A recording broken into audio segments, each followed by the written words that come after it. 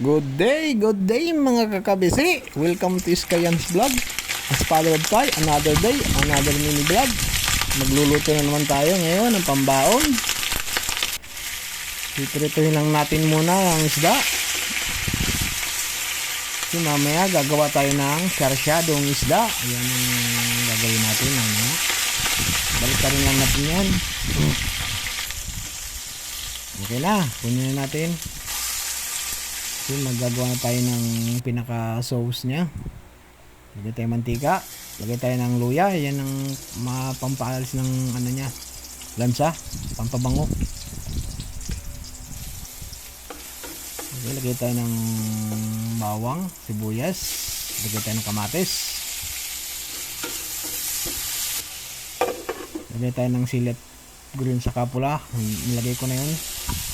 Tapos palabasin lang natin ang katas niya. Bango.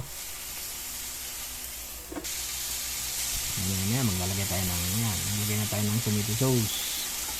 Pampapula lang yan mga kakabisi. Maglagay din tayo ng tubig. Asin. Magic sarap para sumarap.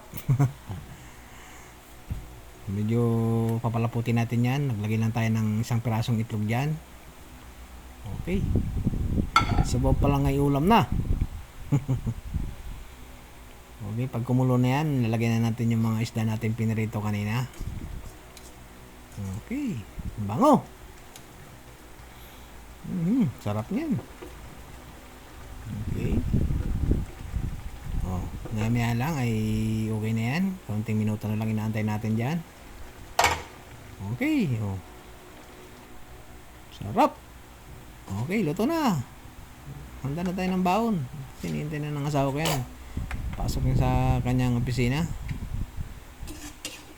Ang panginintay ninyo, kumuha na kayo ng baho dyan, mga kakabisit. Sabayan nyo kami. Okay na. At shoutout po lahat sa aming mga follower dyan. At nag-iingat po kayo lagi. Maraming salamat po sa